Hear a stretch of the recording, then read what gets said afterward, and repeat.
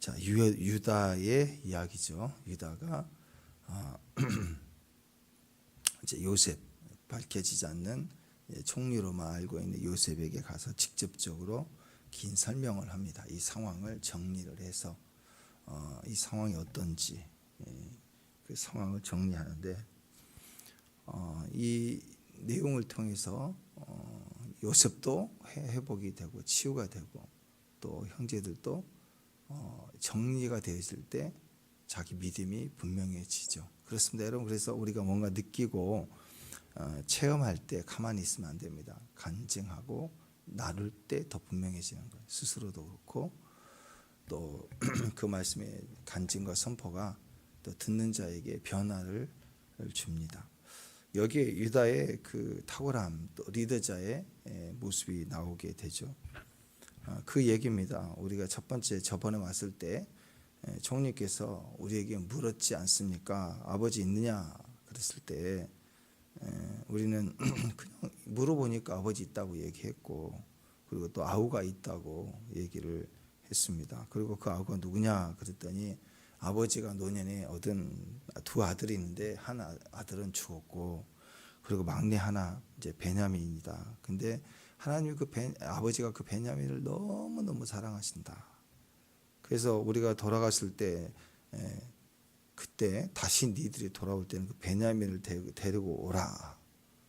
그래서 그렇게 하려고 했더니 아버지가 난 죽어도 못 보낸다. 그래가지고 시간이 지연됐지만 양식이 떨어지니까 다시 양식을 사와야 될 수밖에 없으니까 그때 아버지를 설득해서 이제 베냐민을 데리고 왔습니다.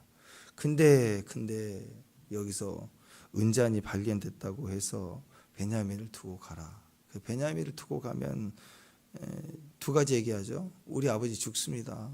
베냐민을 데려가면 여기다 두고 가면 우리 아버지 죽습니다. 누굴 생각해요? 내 목숨 살 생각하지 않고 우리 아버지 죽는 거. 에이, 나이 드셨으니까 이제 돌아가실 때 됐지. 그게 아니라 우리 아버지 죽어요. 안 됩니다. 우리 아버지 죽습니다. 안 됩니다. 그 아버지에 대한 진짜 사랑. 여러분, 자녀들이 부모를 정말 사랑하면 한두 번 친구 유혹받아서 이렇게 할 수 있지만 진짜 부모를 사랑하면 엄마가 옆에서 말한 것처럼 느껴지거든요. 그래서 딴짓을 못해요. 한두 번 친구 유혹 따라서 뭐 가출도 하고 뭐 그럴 수도 있겠지만 더 깊이 못 가는 선이 있어요. 왜? 우리 부모가 나를 얼마나 기대하고 사랑하는데 이게 있으면 못 넘어가요. 근데 오늘 그 부모가 베냐민을 아버지가 너무 아버지 자체를 너무 사랑하니까 그 아버지가 요셉을 팔아버렸을 때 몰랐죠. 거짓말 쳤지만 이후 22년 동안 아버지가 어떻게 사는 걸 봤기 때문에 이제는 절대 안 된다. 베냐민까지 죽으면 또는 버리고 왔다가는 우리 아버지 진짜 죽는다. 이게 너무너무 알아진 거예요. 그래서 겉으로만 봤던 편애했던 그 요셉에 대한 사랑으로 아버지의 사랑을 알지 못했지만 그걸 잃어버리고 났을 때 아버지의 모습을 볼 때 얼마나 사랑하시는가. 그러니까 거기에 자식으로서 그 사랑을 입는 거예요. 그래서 절대로 아버지를 사랑하게 됐어요. 아버지를 절대로 이대로 가면 죽습니다. 또 한 가지는 베냐민을 또 두고 갈 수 없는 이유 두 번째는 그는 내 동생입니다.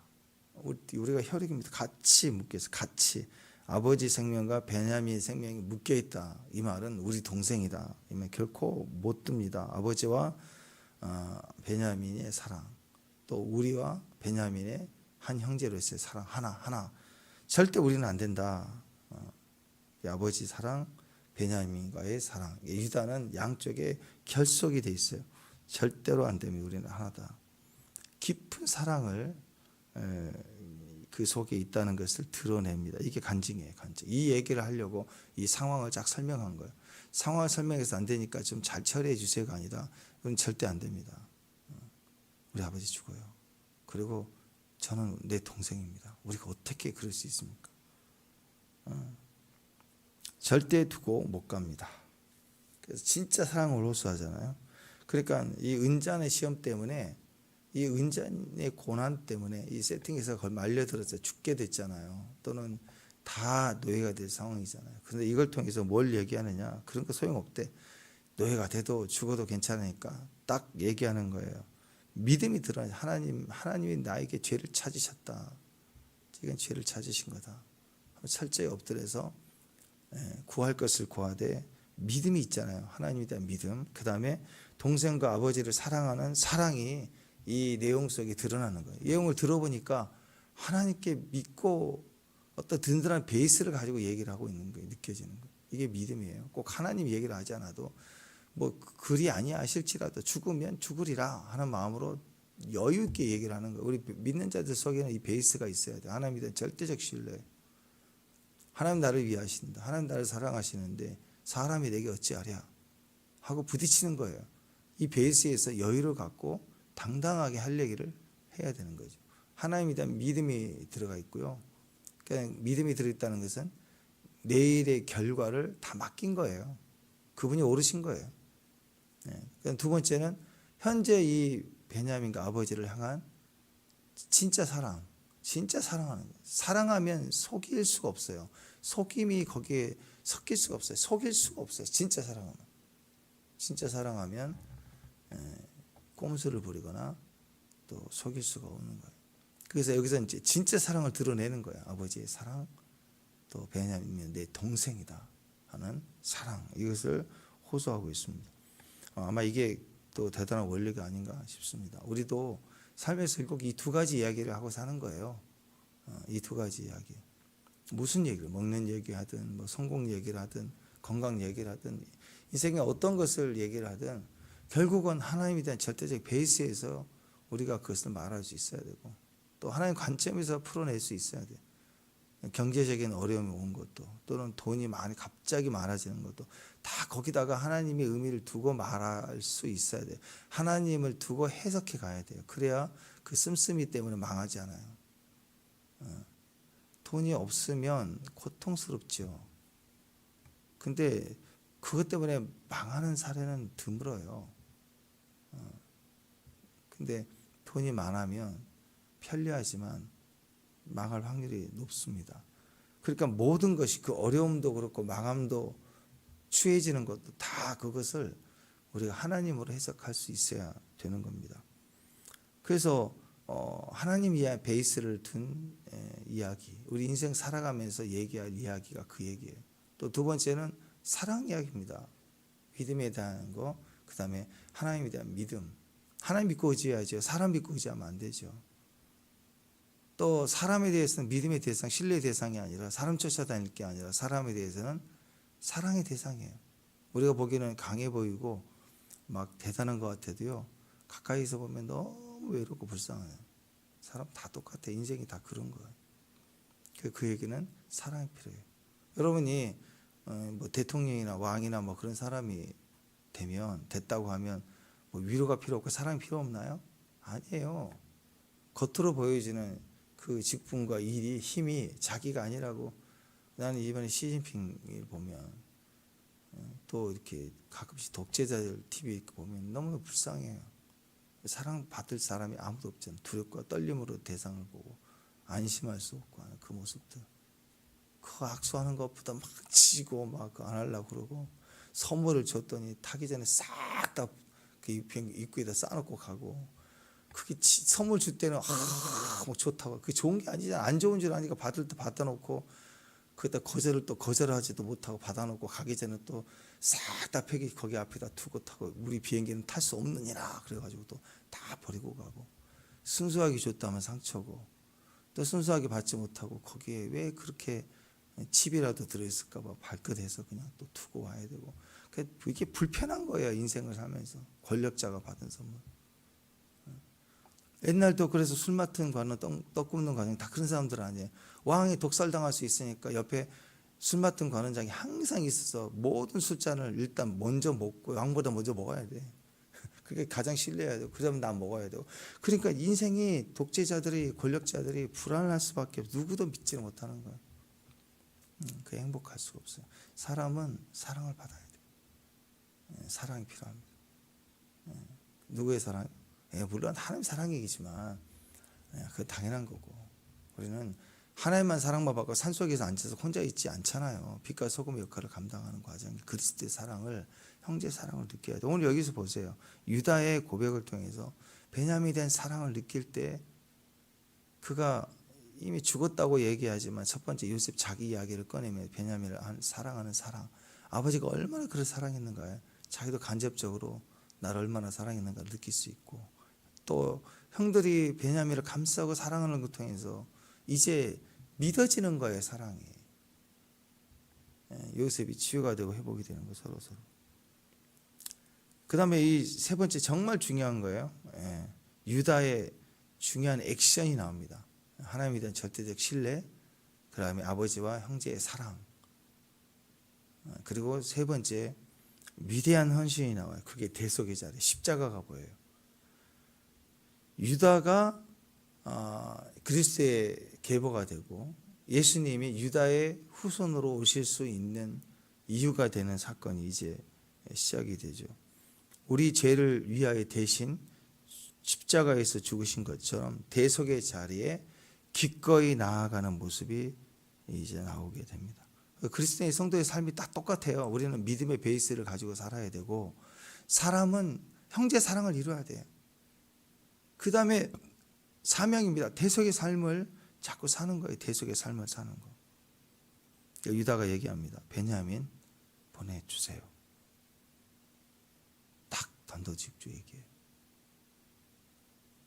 제가 대신 남아서 노예가 되든지 죽이면 나를 죽여라. 딱 맡기는 거예요. 하나님께 대한 믿음이 있고 형제의 사랑이 충분하니 지금까지 사랑한 게 고마운 거예요. 내가 죽어도 여한이 없을 만큼 사랑했어요. 그러니까 내가 대신해서 여기서 죽겠습니다. 내가 노예 되겠습니다. 우리 베냐민 보내줘야 됩니다. 우리 형제들과 베냐민의 사랑, 그리고 아버지와 베냐민의 사랑을 지켜줬으면 좋겠습니다. 나를 대신 잡으세요. 그 얘기잖아요. 이게 십자가예요. 우리가 죄인인데 예수님이 하나 아버지께 저들을 용서해 달라고, 저들의 죄를 돌리지 말라고 예수님이 십자가를 대속히 지셨어요. 거기서 긍휼과 사랑과 화해와 변화가 일어나게 됐습니다. 그러니까 베냐민 보내주세요. 나머지 형제들도 다 보내주세요. 아버지에게 다 보내주세요 하고, 죽이면 내가 죽습니다. 이게 대속의 길이에요. 벌써부터 예수님 흔적이 나온다고. 이게 유다적 속 장자의 모습이고 리더자의 모습이고 아버지의 모습이잖아요. 그죠? 아니, 저번에 말씀드렸잖아요. 한국 남자들 80% 조사했을 때 아내가 위기에 빠지면 아내를 살려고 내가 죽는다. 한국 남자들 80%가 그렇게 얘기했다고 했잖아요. 남자들은 기본적으로 DNA가 있나 봐요. 그런. 이마트는 같이 못 갑니다. 뭐 그랬는데, 그거보다 힘들다고 그랬는데. 어쨌든 의지는 있잖아요. 대속의 의미. 그게 멋진 거죠. 그게 멋진 거죠. 훌륭하죠. 책임지는 자, 그게 대속의 순종입니다. 다른 형제들을 대속하고 또 사랑을 대속하고 아버지를 대속해서 모든 역사를 사랑으로 우리에게 경험하게 하는 능력. 책임질 때요, 그 책임지는 행동을 통해서 사랑을 느껴요. 그 사랑하니까 대속할 수 있는 거고.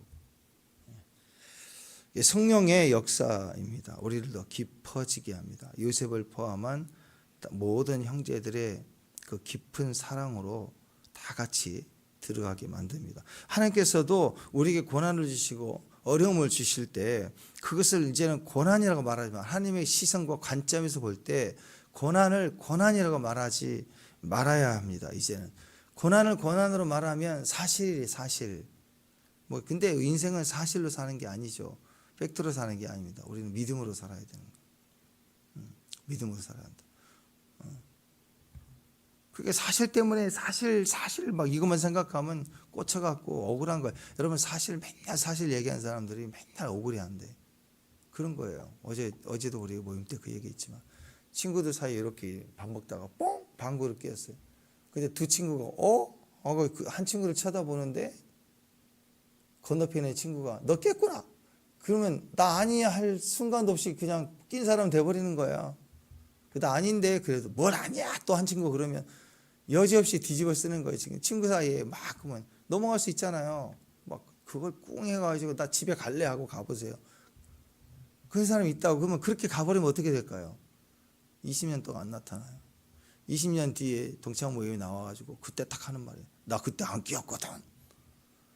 20년 내내 사실만 붙들고 사는 사람이 제일 불행해요. 그래서 뭐 그게 죽고 사는 문제예요. 웃고 넘어갈 일이지. 근데 그런 마인드를 가진 사람들이 직장에 가나 어디 가나 늘 괴로워요. 막 나 아닌데 막 이러고 있고. 그건 멘탈의 문제죠. 멘탈의 문제. 성숙하지 못한. 근데 정직하대. 그래서 그런 사람들의 특징은 남에게 괴로움도 안 주고 나도 괴롭지도 않고 피해 주지도 않고 밥그릇 내 밥그릇 네 밥그릇 딱 모든 거 원칙만 정하고 살아. 불쌍한 거죠. 언제 깨지느냐? 결혼하면서 깨지기 시작하고 내 엄청난 사랑의 대상을 만나는데 결혼할 때부터 깨져요. 아닌가 봐 하면서 깨지고 그 다음에 두 번째 자식남에서 철저히 깨지는 거예요. 희생을 알게 되고 사랑을 알게 되면 그럼 사람이 넓어지기 시작하죠. 부모는 자녀에게 100% 당해요. 당한다고 보면은 사기당하는 것 같아. 근데 왜 사기를 당해 부모는? 사랑하니까 보상이 하나도 없어. 다 당하면서 살아. 지금도 애들 키우는 거 보면. 근데 사랑하니까 당하는 거죠. 이게 희생이에요. 대속이 그런 거예요. 진짜 대속 나를 위해서 누군가 대신해 주는 건 사랑하기 때문이에요. 사랑하기 때문에. 돈이 많아도요. 돈이 아무리 많아도 사랑하지 않는, 미워하는 사람, 별로 좋아하지 않는 사람에게 밥 한 끼 사주기 힘들어요. 사주고 싶지 않아요. 근데 사랑하면 돈이 없어도 빌려서라도 밥 사준다. 사랑이 그런 거라. 그러니까 하나님에 대한 헌신도 마찬가지. 하나님도 우리를 위해서 대속했다는 사건 자체는 엄청 사랑한 거예요. 여러분 사랑의 대상이에요. 사랑받는 사람이에요. 우리가. 예수님 십자가에 지신 걸로 인해서 천하보다도 나를 사랑했다는 게 증명된 거예요. 33절을 보면 이제 주의 종으로 그 아이를 대신하여 머물러 있어 내 주의 종이 되게 하고 그 아이는 그의 형들과 함께 올려 보내소서. 내가 대신 잡힙니다. 나를 잡아라. 그리고 그 아이와 그 아이는 형제들과 함께 돌려보내세요. 대속하세요. 자, 은잔의 시험입니다. 은잔의 시험에 아름다운 연합, 깊은 사랑, 헌신의 결단, 이게 다 보이는 거예요. 비전까지. 아마 저는 요셉이 이것까지 기대하지 못했을 것 같아요. 근데 유다 형이 달라진 거예요. 이제 유다는 어떤 사람이었어요? 자기 팔자고 한 사람이었다고. 물론 다 죽이자고 할 때 나를 살려준 형이니까 고마울 수도 있지만 그 어려운 노예살이 해갈 때 왜 나를 팔아가지고 차라리 그때 죽이지. 여러분 그런 마음 들지 않아요? 정말 고통스러울 때는 그때 죽지. 그때 차라리 병들어 죽었으면 죽었지. 그때 어떻게 살아가지고 이 고생을 보냐고. 막 그럴 때 있잖아요. 억울한 감정에 나올 때는. 사는 게 사는 것 같지 않을 때. 그때는 유다가 더 원망스러울 수도 있겠죠. 근데 그 팔았던 그 형이 자기를 살려달라고. 바뀌었구나. 지금의 유다가 그때 유다였다면 그때도 형제자들이 다 제 죽이자 그럴 때 나서서 유다가 4번 네 번째 아니에요. 네 번째가 차라리 나를 죽여라. 내 동생 안 된다. 그러면 살았겠죠. 근데 지금 이 장면이 나오는 거예요. 유다가 바뀐 거예요. 유다가 여기에 엄청난 요셉이 위로를 받습니다. 누군가 대속하면 사는 거예요. 대속하면. 대속자의 길은 굉장히 무섭습니다. 강합니다. 위대합니다. 아름답습니다. 믿음을 강하게 합니다. 깊은 사랑으로 만들어줍니다. 이 역할을 한 사람이 성도예요. 이 중보자라는 건 그거예요. 하나님 저를 보고 저 백성을 용서해 주세요. 또 너희들은 여호와께 순종하라. 하나님을 대변해서 선포해. 양쪽의 고통과 어려움 속에 중보가 되는 사람. 고난은 그래서 이렇게 해석돼야 됩니다. 힘들다 어렵다 팩트를 말할 게 아니라 고난은 내 믿음을 인정받는 기회예요. 기회. 내가 가진 진짜 사랑을 인정받을 고백할 기회예요. 기회. 기회라고. 고난이 없으면요 인정받지 못해요. 그러니까 성도는 무조건 어려움이 있을 때 그 기회를 삼아서 하나님을 부르짖어야 돼요. 무조건. 고난이 왔는데도 기도하지 않으면 위대해지지 않아요. 오히려 평범할 때 기도보다 고난 중에 기도가 더 위대해지는 거라고. 이순신 장군이 우리 배 13척밖에 없네. 평소에 얘기했으면 이건 뭐 군비 군사력 조사했을 때 낙심밖에 안 되잖아. 그거 뭐 써봐야 뭐 힘이 돼요? 위대해 아니죠. 100척이 넘는 외국 앞에 훈련된 전투 군함 앞에 거기 뭐 베개 제대로 배가 된 게 있었겠어요? 이리 쳐지고 저리 쳐지고 뭐 녹색 테이프로 붙여갖고 나온 배겠죠. 뭐. 거기에 신에게는 아직 13척이 있나이다. 엄청 싸우기도 전에 위대하잖아요, 말이. 고난 중에 외치면 위대해집니다. 고난은 우리 안에 믿음을 위대하게 만들어요. 고난 중에 기도가 축복이에요, 우리 안에. 고난 없이 기도하는 것보다 고난 중에 기도하는 게 우리를 하나님 영광스럽게 할 기회입니다. 그걸 통해서 나라는 존재가 기도를 통해서 위대해지는 거예요. 하나님이 고난 중에 기도하는 의인을 위대하게 하시거든요. 존귀하게 하시거든요. 근데 그 기회를 놓쳐요. 그거 하라고 고난 주는데 찡찡찡거리고 가요? 아니죠. 그때 하나님 도와주세요. 누구도 하나님을 구하지 않는데 고난을 당하면 더 도망가요. 가짜들은 고난이 오면 다 도망가 버려요. 고난이 없을 때는 종교적으로 폼 잡고 대단히 믿음 있는 척 하지만 고난이 오고 조금 자존심 상하면 도망가 버린다고. 그건 가짜예요, 가짜. 근데 고난이 올 때 더 엎드리는 거, 그게 믿음이고, 그때 하나님을 더 찾는 사람이 누구냐? 하나님은 그 모든 것들을 다 지켜볼 때, 어려울 때, 고난 중에 더 엎드릴 때, 더 예배할 때. 그래서 다니엘이 위대한 거 아니에요. 왕의 저세에 어인이 찍힌 걸 알면서도 창문 활짝 열고 기도하고 사자굴 들어가고, 그러니까 그 위대한 일들을 하나님이 하시더라. 믿음이 그때 드러나는, 믿음은 언제 드러나냐면 고난 중에 드러나는 거예요. 진짜 성도의 고난이 믿음이 언제 드러나느냐? 최대의 고난일 때. 그러니까 마지막 때 적그리스도가 출현한다. 그러면 지금 이 이란 전쟁 때문에 또 맨날 유튜브에 나온 거 보면은 막 고가 마곡 맨날 제3차에서 적그리스도 출현. 아니 제발 왜 그렇게 두렵고 불안함으로 자꾸 보냐고. 아닙니다. 최대의 고난 적그리스도 출현은 그 다음에 뭐예요? 그리스도 혼인잔치잖아요. 어린 양 혼인잔치. 대승리를 위해서 일어난 일들이잖아요. 그리고 요한계시록 우리가 고난이 아니라 1260일 동안 예언한다. 지켜준다. 하나님 보호한다. 다 약속하는데 왜 그 얘기를 안 하고 전부 벌벌 떨면서 뭐 지옥 갈까 봐 두려워하는 고통을 얘기하냐고. 관점이 틀려먹었어요, 다.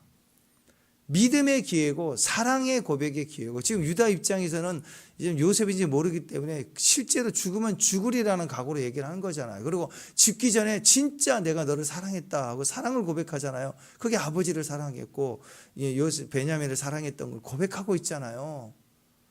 그리고 그 형이었던 두 아들 중에 하나는 죽었다. 그 얘기할 때 얼마나 마음이 아팠겠어요.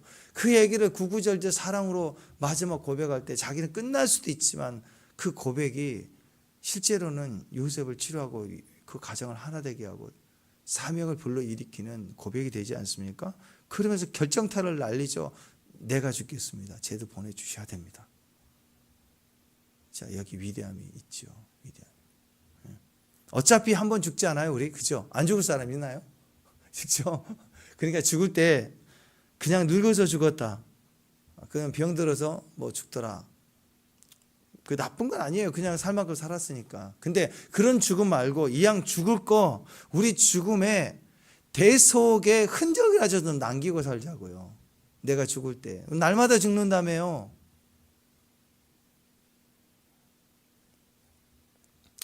혈기가 짖고 욕심이 죽을 때 대속의 죽음 좀 가자고요. 죽음. 그 말은 책임지는 중. 기도하다가 지금 제가 죽습니다. 그런 마음은. 대속의 죽음을 죽은 사람은 절대 안 죽어요. 죽어도 부활시키고, 예수님 대속의 죽음을 죽으니까 부활시켰잖아요. 대속의 죽음을 죽겠다고 다니엘 세 친구도 불속 들어가고 다니엘도 사자굴 들어가고, 아니 요셉은 대속의 죽음이 아니라 끌려갖고 구덩이에 들어갔지만 또 끌려서 억울해서 감옥 갔지만 다 건져냈잖아요. 사명 때문에. 사명이 있는 사람은 오히려 오늘 죽는다고 생각하고 대속의 죽음을 선택해도 안 죽어요. 사명 끝나기 전까지 절대 안 죽어요. 죽으면 다시 살려내요. 하나님. 불속 들어가면 살려낸다고. 대속의 기회로 삼는 사람, 고난이 올 때 대속의 기회를 삼는 거. 나를 대신하고 저를 살리세요. 이런 기도를 하는 사람에게 일어나요. 어떤 목사님들 또는 어떤 권사님들 간증할 때 보면 간간히 나오는 것 중에 하나예요. 혹시 여러분 그런 기도 해보셨나요? 저는 한번 해봤어요. 이제 무슨 기도냐면 진짜 누가 너무 아픈 거예요. 너무 불쌍한 거예요. 그래서 그냥 너무 불쌍하니까 자기도 모르게 나오는 거예요. 주님, 이 사람, 이 형제가 너무 아파요. 이 병을 나한테 옮겨주세요. 제발. 이 사람 좀 낫게 해주세요. 간절해지니까 그런 마음이 나오더라고. 근데 저도 그렇고 그런 기도 하신 분들도 간절하면 알겠는데요. 한 번도 병이 옮겨온 걸 본 적이 없어요. 절대 안 옮겨와요. 그런 기도 해도. 그래 알았다 그러면서 이 암이 너에게 간다 하고 이 사람 벌떡 일어나고 나는 암 말게 돼 있고 그런 적이 없어요. 하나님 그렇게 어리석고 이렇게 얇게 가는 분이 아니라고. 그 중심을 보신다고. 우리 부모님은 다 그렇잖아요. 우리 아들 잘 되게 해주시고 나는 우리 딸 잘 되게 해주시고 나는 망해도 좋습니다. 근다고 망하나요 부모가? 그게 예수님의 권세와 믿음의 기도는 아닐 수도 있지만 그러나 그 중심은 대속적인 사랑하면 그 기도가 되는 거예요. 대속의 기도, 대속의 죽음. 그냥 안 죽으려고 바둥바둥하고 그렇게 살지 말고 대속적 죽음을 살려고 하면 안 죽습니다. 절대로 안 죽어요. 그건 기회가 되는 거예요. 다 같이 살아날 수 있는 기회가 됩니다. 유다를 한번 보십시오. 유다 개인적으로 보면 유다는 어떤 사람이었어요? 유다 그럼 느낌이 뭐였어요? 부끄러운 인생 아니에요? 38장 기억하죠? 갑자기 드러난 유다. 유다 요셉 팔고 나서 실망이 컸든지 스스로 형제를 떠나서 혼자 독립해 나가버렸어요. 그때 삶이 내 동생 팔았다는 정죄감 때문에 엉망으로 살아. 이방 여자 만나고 장인 만나고 결혼도 않고 살고 그러다 첫째 아들 둘째 아들 그 문제로 죽잖아요. 괘씸해갖고 그 아들 관리도 안 했다는 거예요. 하나님이 이렇게 악해서 쳐버렸대요.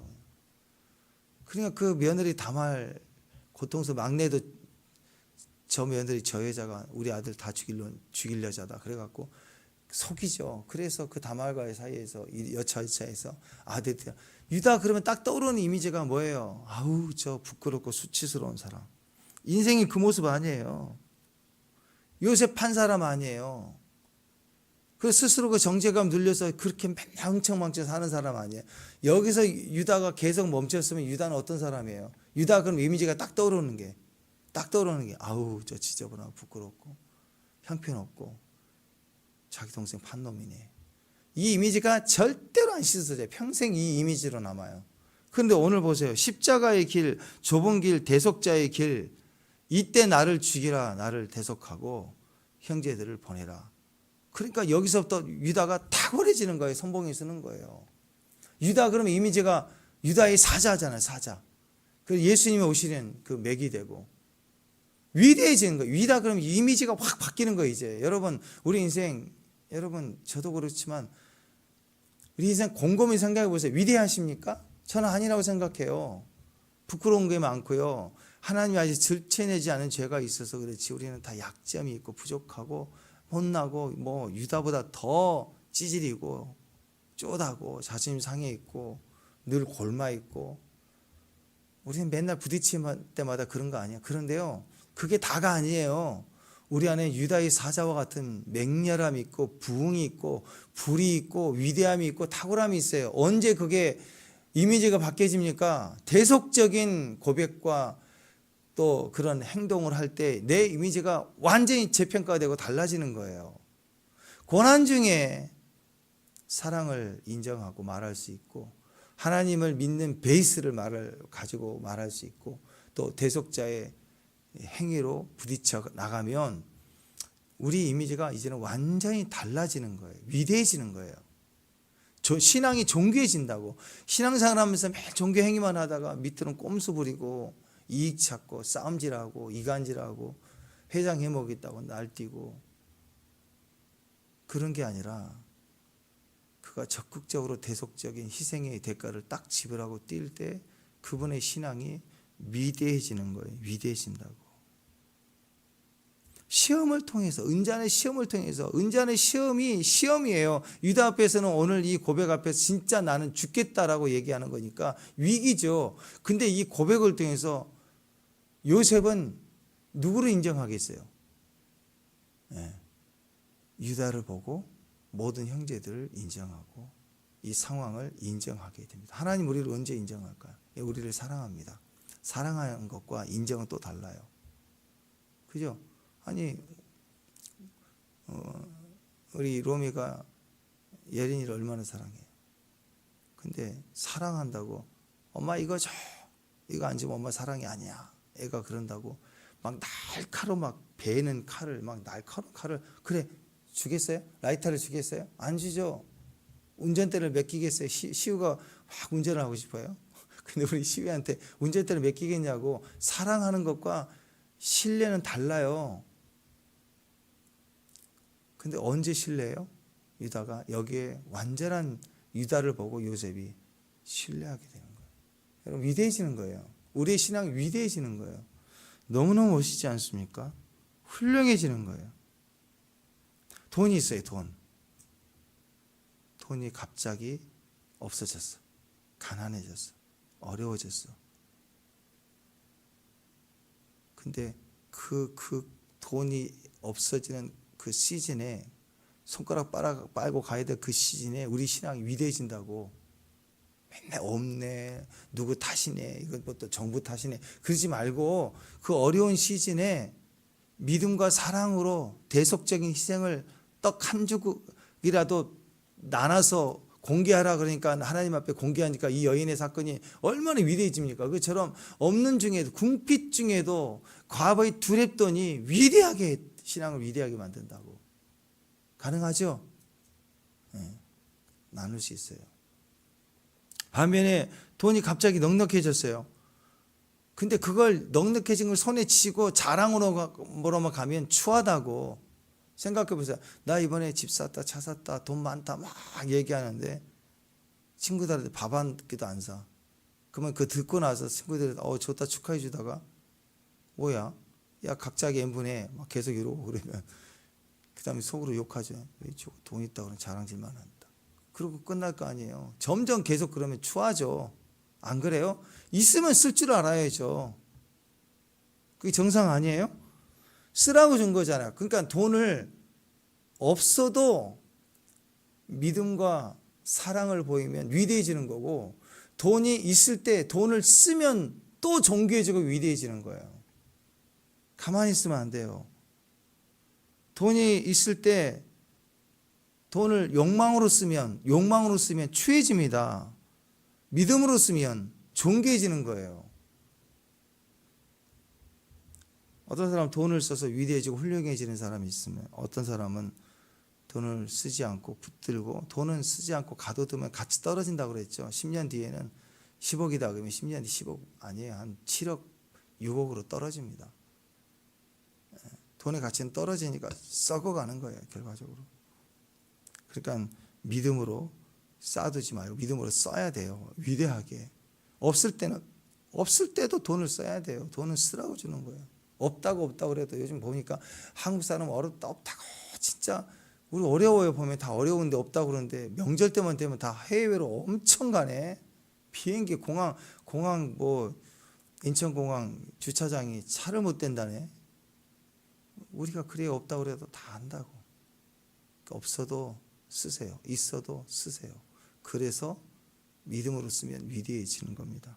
강화도 홍익교회 그 정순일 목사님, 원래 홍익마을에 굉장히 큰 부자였어요. 거기 북쪽에 가면 전망대 가기 전에 있는 교회. 전도를 받아서 세례를 받고 교회 속장이 된 이후에 말씀의 은혜를 이제 입기 시작해서 말씀을 읽어 나가는 말씀 읽어 나가다 1만 달란트 빚을 탕감받은 종의 이야기를 듣다가 은혜를 받게 됩니다. 너무 감격했어요. 그래서 1만 달란트 탕감받은 자가 100데나리온 탕감 안 해줘서 막 책망당하는 거 보면서 자기 같은 거예요. 그래서 그 순간에 마을 사람들 다 불러요. 불러가지고 다 모이니까 다 빚졌는데 못 갚잖아요. 어려운데 못 갚은 거. 그러니까는 아이고 우리 감옥에 보내려고 하나.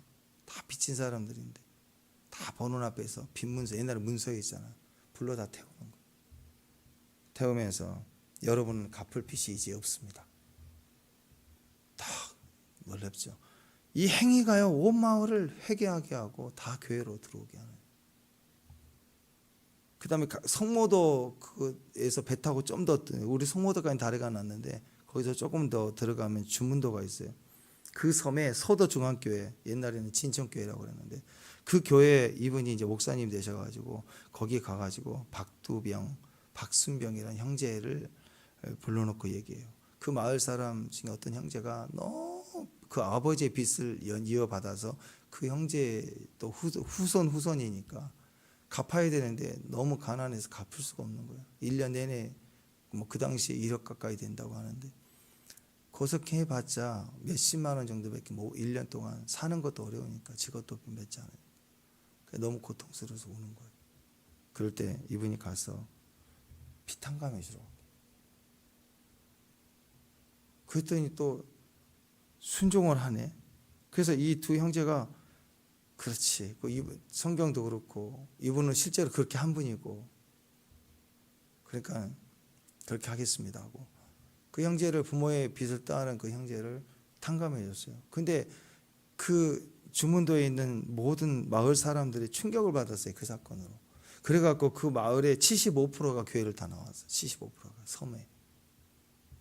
그러니까 실제로 이렇게 이건 뭐 위대해지는 거죠. 부자 됐더라. 떵떵거리고 잘 살았더라. 그게 아니잖아요. 위대해지는 거예요. 돈의 가치가 위대해진다고. 모르드게가 에스더에게 이때를 위함이 아니냐. 네 왕위의 지위가 이때를 위함이 아니냐. 예 하고 높은 자리에서 자기 미모를 자랑하다 죽었다. 그럼 맨날 거울아 그거잖아요. 시녀 불러다가 내 미모는 어떠니 맨날 이름 물어보다가 끝났다 그러면 그로 끝이죠.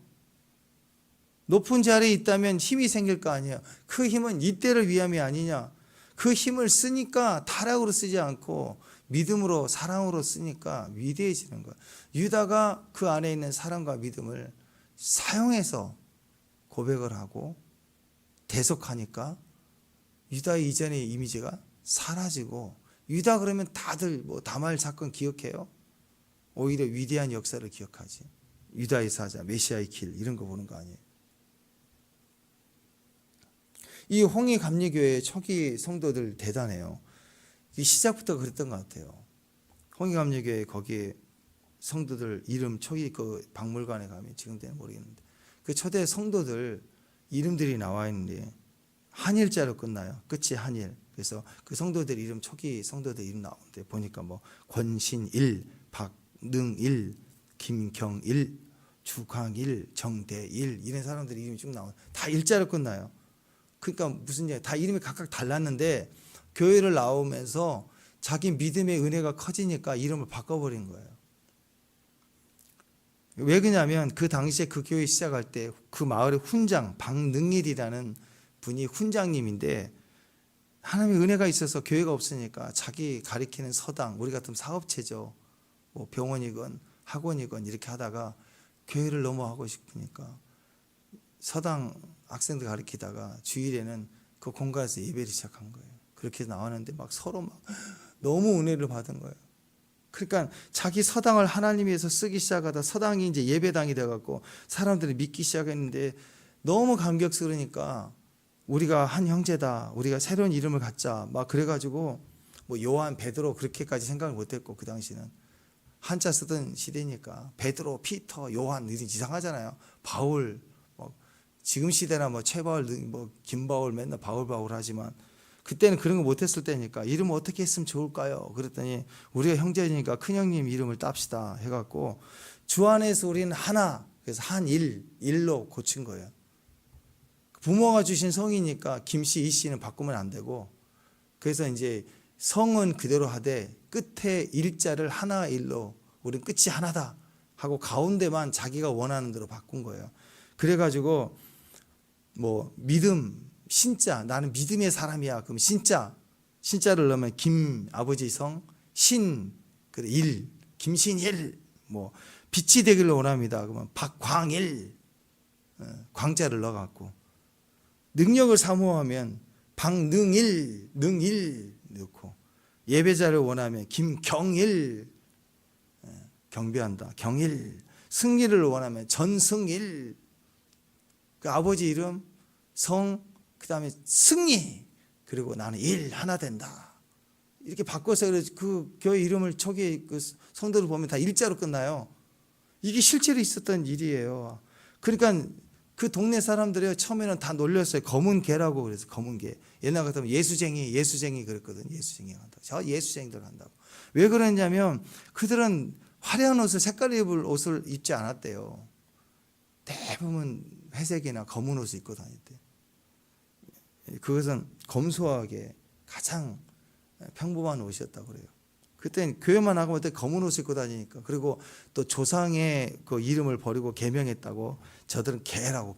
그래서 그 당시 크리스천들은, 그 교회 나가는 사람들은 다 검은 개다. 그래서 검은 개 간다 그랬다고 그래요. 근데 결국 그 교회를 통해서, 그런 비난을 통해서 오히려 믿음이 단단해지고, 그래서 사람들이 믿기 시작했어요. 위대해진 거예요. 검은 옷 입고 다니는데 위대해지고. 성도들의 삶이 위대해졌다. 그러니까 여러분 병들었습니까? 가난합니까? 또 갑자기 돈이 생겼습니까? 위대해지십시오. 사용해야 돼요. 고난도 쓰면 위대해집니다. 고난 중에 가만히 입 닫고 있으면 그냥 이 천하의 유다도 이 기회가 왔는데, 기회 지나가 버렸어요. 이 기회가 왔는데 입 다물고 가만히 있으면 다른 형제 시몬, 레위, 뭐 밑에 다른 동생들처럼 입 다물고 그냥 대충 묻혀갔다면, 유다 그러면 이미지는 계속 추하고 난잡하고 맨날 이런 것만 남았을 거라고. 유다가 총대를 딱 메고 고난 중에 믿음을 선포하니까 위대해지고 리더자가 되고, 그리고 선두주자가 되는, 그리고 그리스도가 오시는 맥이 되는 거예요. 여러분 가만히 있지 마세요. 나는 억울해, 나는 착했는데 하고 사실 붙들고 살지 마세요. 그리스도의 단단한 믿음에 서서, 아멘. 그리고 사랑을 고백하고 인정하고, 그리고 사랑의 수고, 내가 대속하는 삶을 사십시오. 위대해질 거야. 고난 중에 다 위대해질 거라. 그게 축복입니다. 축복. 그게 우리의 사명이고, 그 믿음의 정도 되시기를 주님의 이름으로 축원합니다. 기도합니다. 하나님, 오늘 우리 안에 믿음의 자리, 승리의 자리, 또 우리에게 고난의 어려움의 그 어둠의 시간들 속에 하나님을 믿는 믿음의 베이스, 사랑의 또한 고백, 또 사랑의 수고, 책임지고 대속하는 귀한 믿음의 종들 되게 하옵소서. 예수님의 이름으로 기도합니다.